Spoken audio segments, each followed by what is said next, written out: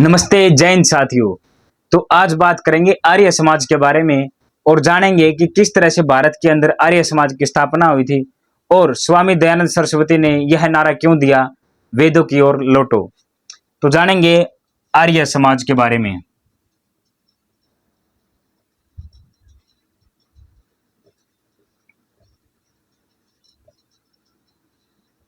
आर्य समाज के बारे में आज बात करेंगे और सबसे पहले स्वामी दयानंद सरस्वती के जीवन के बारे में थोड़ी मोटी आप बातें जान लेवा, ताकि अपने फिर ये क्लास समझने में थोड़ी आसानी हो जाएगी। कुछ टॉपिक है, अगर बात करा पे सबसे पहले जन्म की। जन्म स्वामी दयानंद सरस्वती का जन्म 12 फरवरी 1824 को गुजरात में हुआ था। गुजरात में इनका जन्म हुआ था 12 फरवरी 1824 को। और इनका बचपन का नाम था, जो जिस नाम से हम जानते हैं स्वामी दयानंद सरस्वती, इनका बचपन का नाम नहीं था। बचपन का नाम इनका था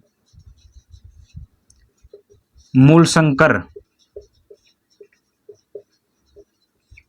और मूलशंकर नाम से जो इनका बचपन में इनका नाम पड़ा था मूलशंकर, ये मतलब अगर आप मूलशंकर नाम तक अगर फिलहाल पहचान कर लिया, मूलशंकर नाम का बाल अवस्था में स्वामी दयानंद सरस्वती जी एक तार्किक बुद्धि के बच्चे थे। क्योंकि जब भी अपने पिताजी के साथ या माताजी के साथ मंदिर में जा करते दो पूजा करने खातिर, तो इनके एक अलग प्रकार के सवाल हुआ करते फैमिली तक कि भाई हम मूर्ति को प्रसाद खिलाते हैं तो वो खाते क्यों नहीं, या हम इसी पत्थर की पूजा क्यों करते, दूसरे की क्यों नहीं करते। इस तरह की तार्किकशील इनकी बहुत सारी बातें हुआ कर दी जिससे घर वाले भी इनकी इन बातों से थोड़ा परेशान हुआ करते कि भाई यार ये बच्चा इतनी कहाँ से लेके आ भाई इतनी तार्किक बातें। तो एक बार इन्होंने एक अपनी आख्यात एक ऐसी घटना देख ली जिनका भगवान के ऊपर तो पूरा विश्वास उठ गया। वो क्या था, एक बार ये मंदिर में जा रहे थे तो इन्होंने देखा कि एक चूहा प्रसाद उठा के न मूर्ति के सामने थे, अपने मुंह में उठा के न बिल के अंदर जाके घुस जावे। इसने भीतर खा के आ जावे, बाद में फिर ठावे, फिर चला जावे। देखते देखते फिर एक चीज देखा ही, वही चूहा वापिस आवे और एक 10 का नोट 50 का जो भी था, मतलब उस टाइम पे जो भी था, उस टाइम पे मतलब कुछ भी मंदिर मूर्ति का जो रखा है वो उठा के ले जाओ, फिर बिल में जावे।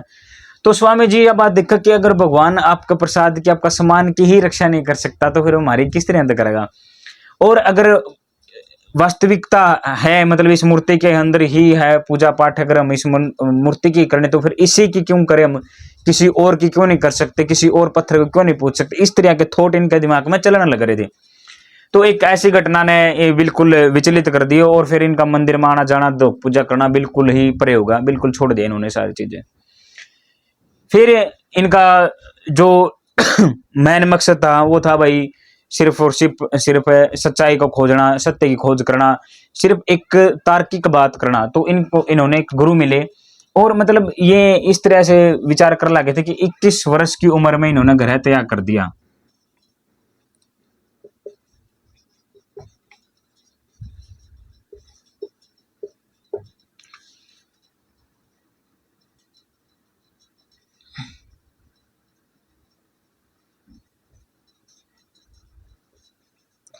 घर त्याग दिया अपना और जाके ना भाई भटकर लग गए, सिर्फ और सिर्फ इस बात खातिर कि मुझे कहीं ना कहीं से ज्ञान मिल जाए।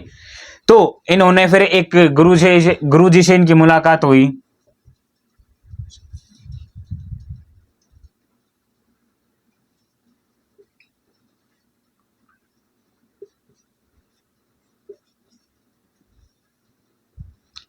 श्री संपूर्णानंद इनके गुरु बने, इनसे इनकी मुलाकात हुई और इन गुरुजी ने ही इसको मूलशंकर से बना दिया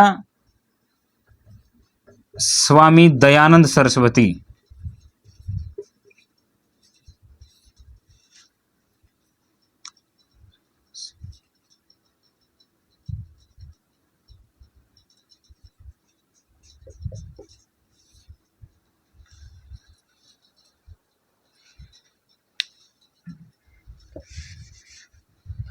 स्वामी दयानंद सरस्वती इन्होंने बना दिया भाई इसका नाम तय, क्योंकि जो नाम था इन्होंने पसंद को नहीं गुरुजी ने और इनका नाम बदल दिया, स्वामी दयानंद सरस्वती कर दिया। इन्होंने गुरुजी से बहुत सारी शिक्षा दीक्षा ली और आगे के आगे बढ़ते गए। कुछ समय के बाद इन्होंने एक गुरुजी से फिर मुलाकात कर ली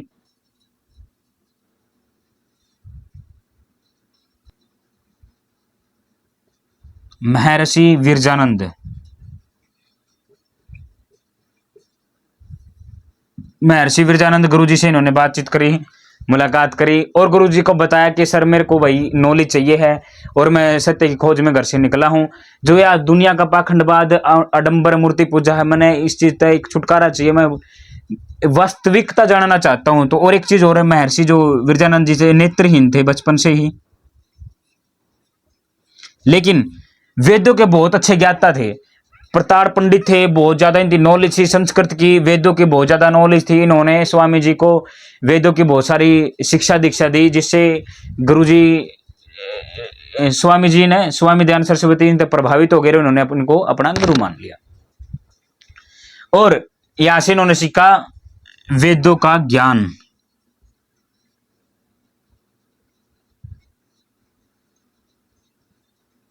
किसने? स्वामी दयानंद सरस्वती ने सीखा महर्षि विरजानंद से, वेदों का ज्ञान सीखा, वेदों के बहुत अच्छे ज्ञाता बन गए। ये भी समाज में फिर एक अच्छा संदेश देना शुरू कर दिया इन्होंने। एक बार ये साफ कर देते हैं।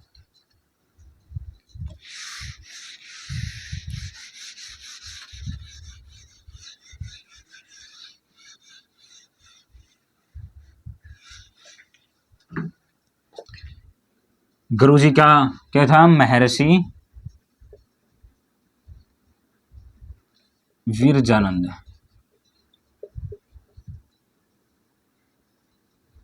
महर्षि विरजानंद जिससे इनकी मुलाकात होगी, इन्होंने शिक्षा दी वेदों की, वेदों की इनको क्या दी? शिक्षा। और कहा कि यह जो शिक्षा मैंने आपको दी है या पूरा भारत में आप फैला दो भाई।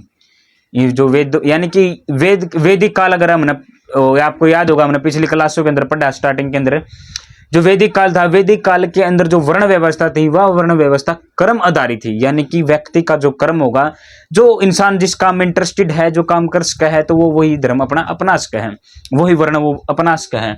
तो इन्होंने उन्हीं वेदों की बात करी, वेदों की ओर लौटो, यानी कि सिर्फ उस, मतलब उन वेदों को मानो कि जिसके अंदर सामाजिक न्याय था, व्यक्ति को व्यक्ति समझा जाता था, न कि उसकी कास्ट के आधार पर उसके साथ भेदभाव किया जाता था।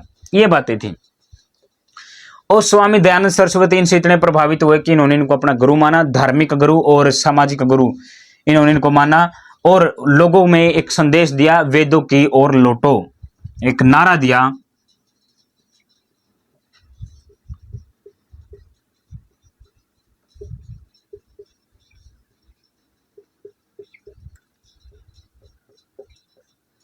वेदों की ओर लौटो का नारा किसने दिया था? स्वामी दयानंद सरस्वती ने दिया। क्यों दिया? क्योंकि महर्षि विरजानंद जो इनके गुरु थे, इन्होंने इनको वेदों की एक अच्छी नॉलेज दे दी थी, तो फिर समाज में एक अच्छा संदेश देना इन्होंने शुरू कर दिया। और इन इतने ज्यादा प्रभावित हो गए थे स्वामी जी के, इन्होंने जो हर एक प्रत्येक धर्म की, खाली हिंदू धर्म या किसी और धर्म की नहीं, इन्होंने हर एक धर्म के मूर्ति पूजा का, पाखंडवाद का, आडंबर का, जादू टोना का, इन सब चीजों का इन्होंने विरोध करना शुरू कर दिया। किस चीज का? देखते हैं।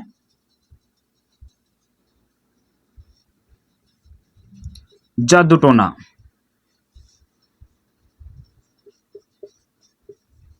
मूर्ति पूजा, आडंबर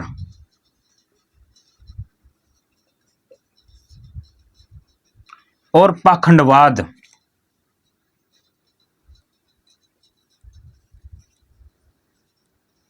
इन सब चीजों का विरोध करना शुरू कर दिया स्वामी दयानंद सरस्वती ने।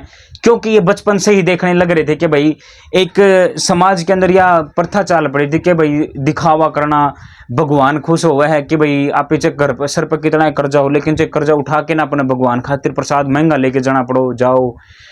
अच्छा, कोई भी अगर घर में डेथ हो जावे है तो इतना शायद क्रियाक्रम, इतनी दवाइयां कौन खिलाते उस बुजुर्ग व्यक्ति ने, जितने उसके मरने के बाद क्रियाक्रम वहां पे खर्च कर दिया। इस तरह की बहुत सारी पाखंडवाद और आबंडर इन चीजों से परेशान हो गए थे स्वामी जी, और इन सारी चीजों का फिर विरोध करना शुरू कर दिया।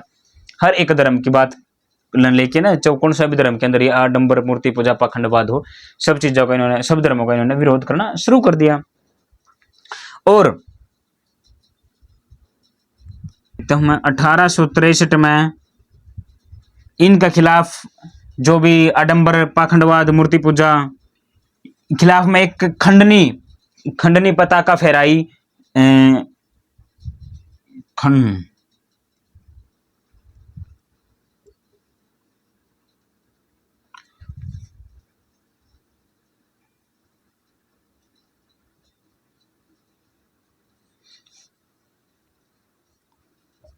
खंडनी फतह का फिर यानी कि भाई जो मूर्ति पूजा, जादू टोना, आडंबर, पाखंडवाद है, इसका खिलाफ बोलना इन्होंने स्टार्ट कर दिया।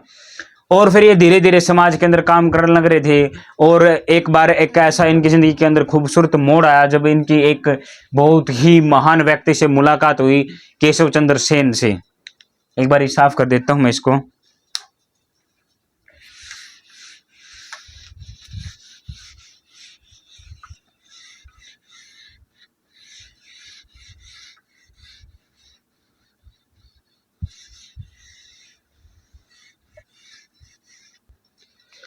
1872 में केशव चंद्र सेन से मुलाकात हुई स्वामी दयानंद सरस्वती की, और इन्होंने अपने विचार और उनके विचार सुने, और दोनों ने एक अच्छी मुलाकात के बाद एक मीटिंग तय करी। और उस मुलाकात के अंदर इन दोनों का आपसी थोड़ा सा भेदभाव शुरू हो गया। भेदभाव नहीं कह सकते मैं, इन दोनों की विचारधारा थी जो सेम नहीं हुई थी, क्योंकि स्वामी दयानंद सरस्वती पाश्चात्य शिक्षा यानी कि जो आधुनिक ईसाई धर्म की चलाई गई जो शिक्षा थी अंग्रेजों की, उसमें बाइकआउट करना चाहते थे। और केशव चंद्र सेन उसको बढ़ावा दे रहे थे कि उनका कहना था कि भाई बदलाव समाज के अंदर होना बहुत जरूरी है, हमें दुनिया के अकॉर्डिंग चलना पड़ेगा। तो इस वजह से इनकी थोड़ी सी जमनी कम होगी। 1872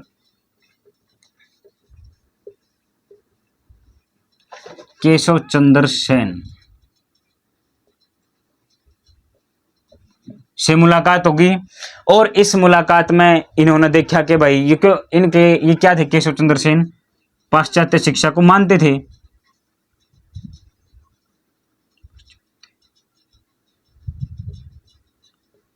शिक्षा को मानते थे, बढ़ावा दे रहे थे।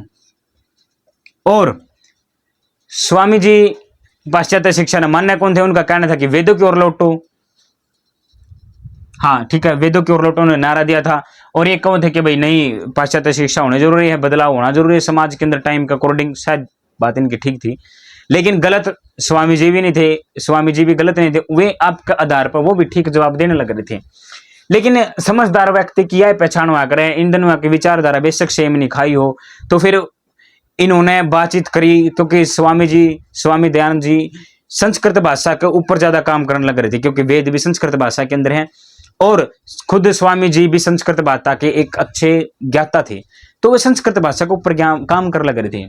तो केशव चंद्र सेन ने उनको सलाह दी कि सर आप हिंदी भाषा के ऊपर ज्यादा काम करिए, क्योंकि भारत के अंदर अगर आप अकॉर्डिंग टू संस्कृत देखें तो हिंदी ज्यादा भाषा का ज्यादा प्रचलन है। यानी कि आप एक लिमिटेड यानी कि कम समय में अपने विचारों को देश के अंदर बहुत आसानी से पहुंचा सकते हैं, बात जायज थी। तो इन्होंने सलाह दी थी कि आप हिंदी भाषा का प्रयोग करें। और आप यकीन मानिए स्वामी दयानंद सरस्वती ने केशव चंद्र सेन की वो बात मान ली। बेशक इनकी विचारधारा सेम न खाई हो, प्रार्थना समाज से भी मिले थे, उनकी भी विचारधारा इनसे मैच नहीं खा रही थी। अन्य भी बहुत से धर्म और समाज और लोगों से मिले, स्वामी जी की किसी से मैच नहीं खाए विचार, किसी की इनसे मैच नहीं खाए, लेकिन इन्होंने हार नहीं मानी और ऐसे चलते रहे। और इन्होंने सोचा भाई इनके साथ तो विचार मेरे मिल देखो ना, तो फिर इन्होंने क्या करा, 10 अप्रैल 1875 को अपना एक अलग से आर्य समाज बना दिया।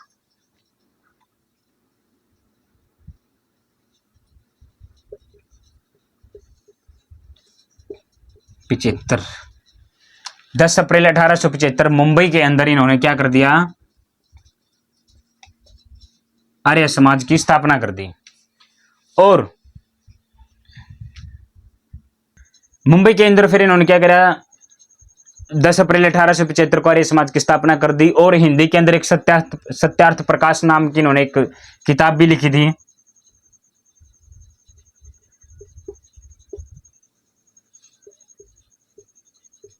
सत्यार्थ प्रकाश, यह पहली किताब थी इनकी हिंदी में।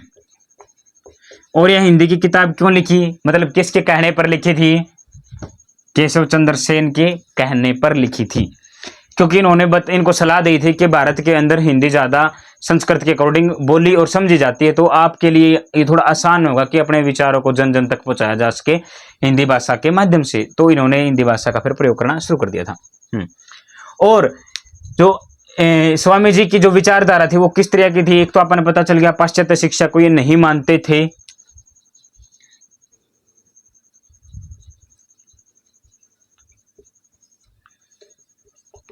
पाश्चात्य शिक्षा का मतलब क्यों है, पाश्चात्य शिक्षा का इन्होंने क्या किया, विरोध करा। पाश्चात्य का मतलब जो ईसाई धर्म का प्रचलन था, अंग्रेज आ गए थे भारत में उस टाइम समय पे, आगे थे, ये थे उस समय पर, तो उन्होंने ईसाई धर्म प्रचार करना शुरू कर दिया था और अपना मॉडर्न कह के ना आपका सारे काम काज ये शुरू, मैं पंखा बंद कर देता। और उस समय पे अंग्रेजों ने क्या करा था, आपका धर्म का प्रचार करना शुरू कर दिया। आपका देश के में जितने भी मॉडर्न कह के यूज करा कर दे हर एक चीज, जैसे एजुकेशन हुई या बोलवाणी धर्म सारी चीजें, तो उसका विरोध करना शुरू कर दिया था केशव चंद्र स्वामी दयानंद सरस्वती ने। और क्या क्या क्या भाई इन्होंने, और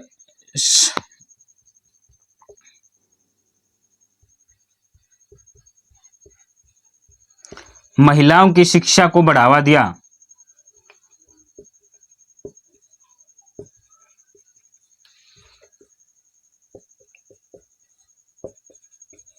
महिलाओं की शिक्षा को बढ़ावा दिया और कहा कि भाई महिलाएं भी पढ़ सकती हैं। और इन्होंने एक चीज और बताई थी, क्योंकि पहले के समाज के अंदर एक बहुत ही क्रूर बीमारी थी कि महिलाओं को और दलितों को वेद वगैरह या कुछ भी अन्य था पढ़ने का अधिकार नहीं था। तो इन्होंने इसके खिलाफ भी आवाज उठाई और कहा कि दलित हो चाहे महिला, सभी लोग वेद पढ़ सकते हैं, दलित भी वेद पढ़ सकते हैं।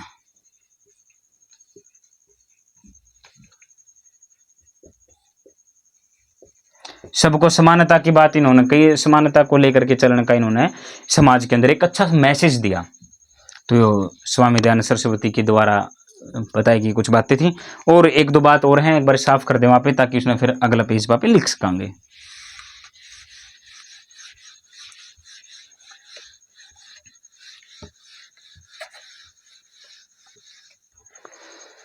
और इन्होंने क्या किया, कुछ एक दो बहुत अच्छे अच्छे काम है जो एक बार यहाँ पे नजर डाल ले वहां, ताकि आसान हो जाएगा थोड़ा समझना हमारे लिए। तो और क्या था, इन्होंने क्या किया भाई, हाँ,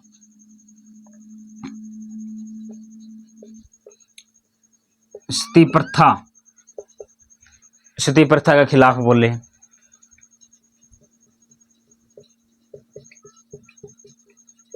बाल विवाह के खिलाफ बोले। और क्या था, प्रथा, बाल विवाह, और हाँ, और इन्होंने कहा विधवा पुनर्विवाह होना चाहिए।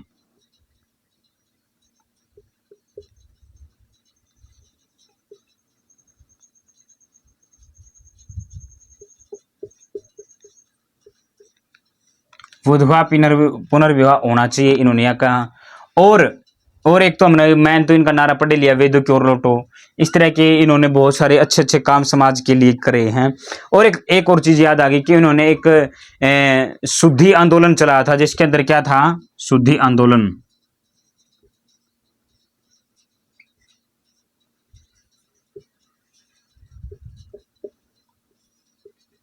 शुद्धि आंदोलन के अंदर क्या था कि अगर पहले का समय में क्या था कि लोग एक पाखंडवाद से इतने ज्यादा परेशान हो गए थे। जिस तरह से हिंदू धर्म के अंदर एक बहुत बड़ा प्रचलन था कि भाई ब्राह्मणों की ही कहना मानना होगा, आप उनके नीचे रहोगे और ये उनके द्वारा बताए गए कर्मों के अनुसार ही आप चलोगे। जिस तरह से अगर मान के चलो कि भाई घर में किसी की डेथ हो गई है तो आपने भाई हरिद्वार जाना पड़ेगा, फूल लेके जाना पड़ेगा, और भी एक पंडित जी मिलेंगे, उसके अनुसार आपने क्रियाक्रम करना पड़ेगा। खर्चे बहुत ज्यादा हो जा कर दे। अगर आप नया घर बना हो तो घर बनाने में आपने सामान शिफ्ट करने से पहले पंडित जी बुलाने पड़ेंगे, हवन करेंगे, हवन पर जो खर्चा होगा वो होगा।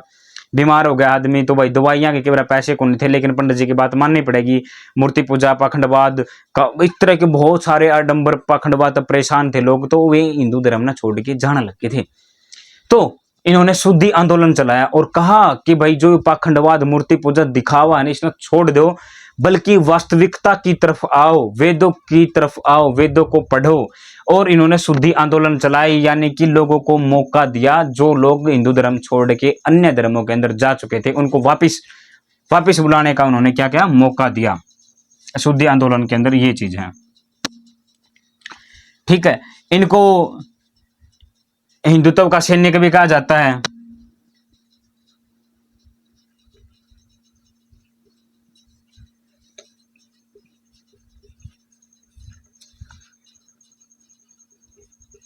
सैनिक। क्यों? क्योंकि इन्होंने हिंदू धर्म को आगे बढ़ाने खातिर बहुत सारे काम करने शुरू करे थे। किसने? स्वामी दयानंद सरस्वती ने।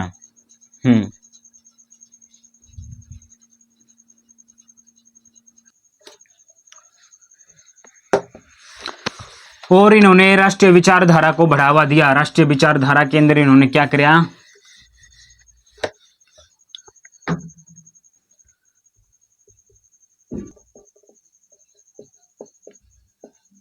राष्ट्रीय विचारधारा, इसके ऊपर इन्होंने क्या काम करना शुरू कर दिया? इन्होंने कहा, एक तो इन्होंने स्वभाषा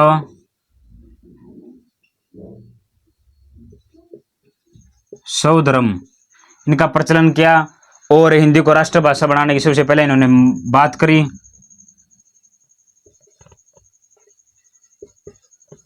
हिंदी को राष्ट्रभाषा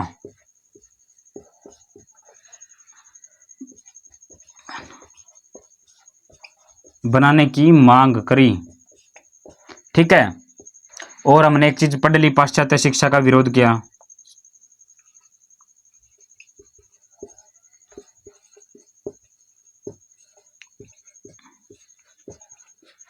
पाश्चात्य शिक्षा का इन्होंने क्या करा? विरोध करा। और इन्होंने क्या करा भाई? स्वदेशी की भावना और स्वदेशी की भावना को जागृत करा।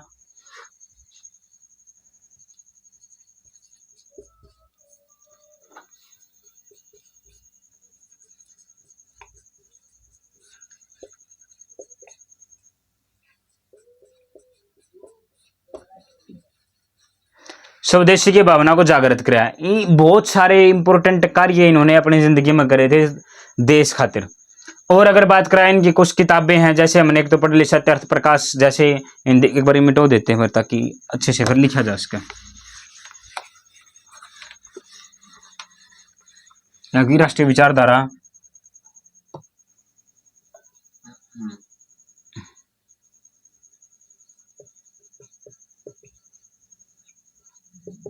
पुस्तकें, एक पुस्तक हमने पढ़ ली सत्यार्थ प्रकाश।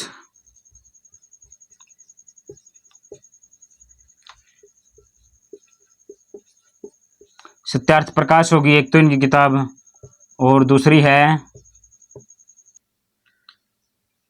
पंच महायज्ञ विधि। पंच महायज्ञ विधि एक इनकी बुक है। तीसरी की अगर बात करा, और एक इनकी किताब है अवधेतवाद का खंडन। अवधेतवाद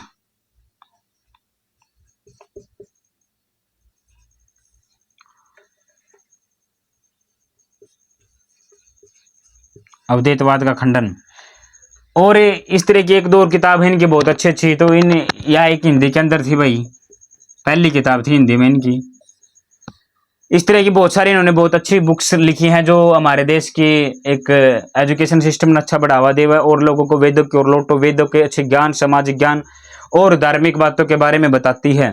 इन्होंने कहा कि भाई किसी भी व्यक्ति का कोई स्पेशल धर्म या स्पेशल कास्ट नहीं होती, सिर्फ और सिर्फ व्यक्ति अपने कर्म का आधार पर अपना कोई भी जीवन यापन कर सका है। किसी के ऊपर कोई किसी तरह की बाउंडेशन नहीं है कि भाई जिस जात में जन्म हुआ है उसे के अकॉर्डिंग वो काम करेगा। इस तरह से इन्होंने समाज के अंदर एक अच्छा मैसेज देने का काम करा। और एक बार अब इनकी मृत्यु की तरफ चलते हैं, किस तरह से इनका फिर निर्वाण हुआ था। इनके एक गुजरात के अंदर इनके कोई राजा हुए हैं, जसवंत सिंह ने इनको इनवाइट करा था, आमंत्रित करा खाने के लिए, तो ये चले गए वहां पर।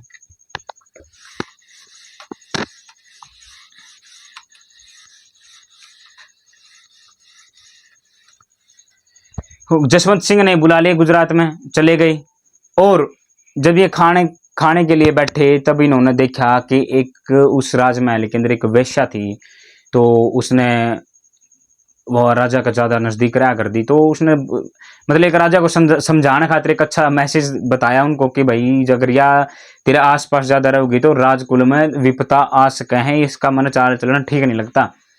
और यह बात उस लड़की का चुभ गई, तो उसने कांच पीस के स्वामी जी को पिला दिया और स्वामी जी की फिर गुजरात के अंदर मौत हो गई।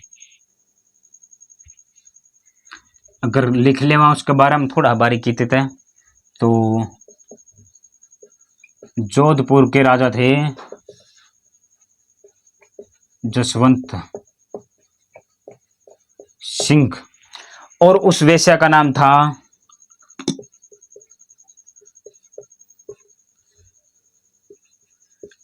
नन्ही।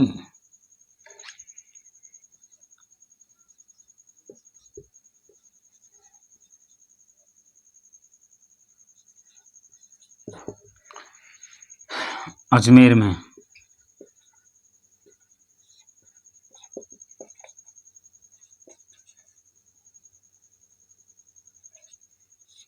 मृत्यु हो गई।